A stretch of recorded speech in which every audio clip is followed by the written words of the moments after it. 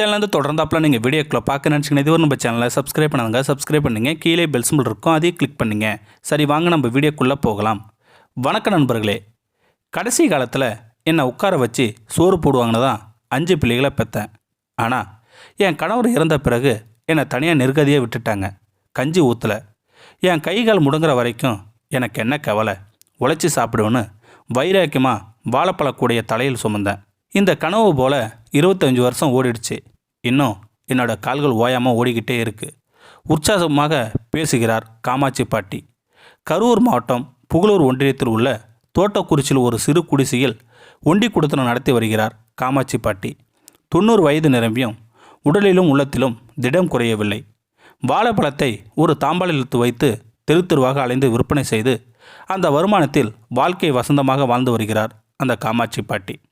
காமாட்சி பாட்டியை எதிர்ச்சியாகத்தான் சந்தித்தேன். கனிந்த வாழைப்பழங்களை தட்டில் அடுக்கி வைத்து அதை தலையில் சுமந்தபடி நடந்து வந்து கொண்டிருந்தார்.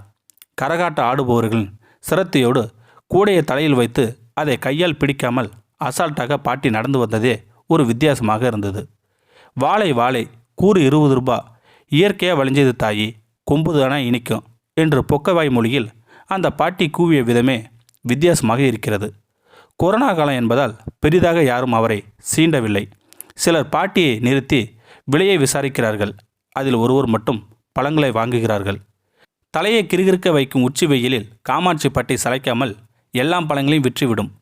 எத்தனையோ பேர் சாலையில் நடக்கிறார். அந்த பாட்டியின் உழைப்பை கண்டு வியர்ந்த ஒரு இளைஞர் அவரது கூடையில் இருந்த மொத்த பழத்தையும் வாங்குகிறார்.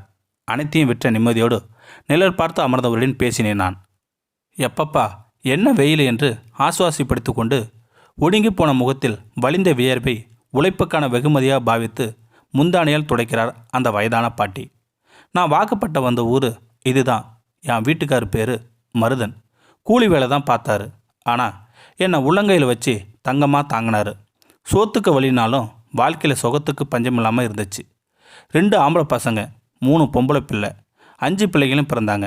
நாங்கள் 2 பேருமே மாடா உழைச்சி 5 பிள்ளைகளையும் ஆளா தோலா ஆக்கினோம். எல்லா பிள்ளைங்களுக்கும் ஊர் சனங்களோட கண்ணடையாற மாதிரி கல்யாணம் பண்ணி வச்சோம். 25 வருஷத்துக்கு முன்னாடி என் வீட்டுக்கார் என்னை தனியாக தவிக்கி விட்டு போய் சேர்ந்துட்டார். அதிலிருந்து தனிமரம் ஆயிட்டேன். என்னோட பிள்ளைகள் அதாவது குடும்பத்தை பார்க்குறதே ஒழிய என்னை கண்டுக்கலை, பாரமாக நினைக்க ஆரம்பிச்சிட்டாங்க. அதை சாடமடையாக தெரிஞ்சுக்கிட்டேன்னா நம்ம பிள்ளைங்க இனி சுமக்க மாட்டாங்க, நாம தான் இனி நம்மளை பார்த்துக்கணும் என்று முடிவெடுத்தேன் நான். என்ன பண்ணுறதுன்னு புரியல. இந்த பகுதியில் வாழை விவசாயம் நல்லா நடக்கும். வாழைத்தோப்புகளில் உதிர்ற பழங்களை வாங்கிட்டு வந்து தட்டுக்குடியில் வச்சு தலைபாரமாக சுமந்துக்கிட்டு போய் விற்க ஆரம்பித்தேன். சுத்துப்பட்டில் உள்ள 10 ஊர்களுக்கும் நடந்தே போய் வியாபாரம் பார்க்க ஆரம்பித்தேன். அதை வச்சு 2 வேளை கஞ்சி குடிச்சிருவேன். பெருசாக வருமானம் இருக்காது. எல்லா வீடுகளையும் வாழை மரம் இருக்கிறதால பலரும் வாழைப்பழம் வாங்க தயங்குவாங்க. சிலர் என்னோட நிலைமையை பார்த்துட்டு பாவப்பட்டு என்கிட்ட வாழைப்பழம் வாங்குவாங்க. பெத்த பிள்ளைங்களுக்கு இல்லாத பரிவு 3ஆம் மனுஷனுக்கிட்ட கிடைக்கிறப்ப முந்தானையை எடுத்து வாயில் புத்திக்கிட்டு உன்னை அழுது தீர்த்துடுவேன். அப்படி தான் என் பொழப்பு இத்தனை வருஷமாக ஓடிக்கிட்டு இருக்குது. இப்போது எனக்கு 90 வயசாச்சு. முன்ன மாதிரி வெரசாக நடக்க முடியல. கண்ணு வேற மங்கி போச்சு. வச்ச பொருளை எங்கே வச்சேன்னு மறந்து போயிடுது. இதற்கிடையில் கொரோனா நோய் வேற வந்து மக்களை முடங்கி போயிடுச்சு. இந்த 40 நாளில் நான் வியாபாரம் பார்க்க திணற போயிட்டேன் தம்பி. 2 வருஷத்துக்கு முன்னாடி நான் குடியிருந்த வீடு உடஞ்சி விழுந்து போச்சு. அதனால் 200 ரூபாய் வாடகைக்கு ஒரு குடிசையில் குடியிருக்கிறேன். காலையில் 6 மணிக்கு முன்னமே எழுந்து கஞ்சி காய்ச்சி குடிச்சிட்டு மதியத்துக்கும் கொஞ்சம் தூக்கு வலையை எடுத்துக்கிட்டு கிளம்பிடுவேன். மதியம் 2 மணி வரைக்கும் வியாபாரம் நடக்கும். சில நாள் எல்லாம் விற்றுரும். ஆனால் பல நாள் ஒரு பழம் கூட விற்காது. அன்னைக்கு முச்சூடும் பழம்தான் சாப்பாடு. உடம்புக்கு முடியலனா அது சரியாகிற வரைக்கும் வீட்டுக்குள்ளே முடங்கிடுவேன். நான் ஒரு நாள் போகலனாலும் ஏன் பாட்டி நேற்று வரலன்னு பலரும் அன்பாக விசாரிப்பாங்க. பல குழந்தைகள் உங்ககிட்ட வாழைப்பழம் வாங்க முடியாமல் தவிச்சு போயிட்டோம் பாட்டின்னு ஏக்கமாக சொல்லுவாங்க. அதுக்காகவே நான் தினமும் பழம் விற்றாலும் விற்கலனாலும் வீதி வீதியாக அலைஞ்சிட்டு இருக்கிறேன்.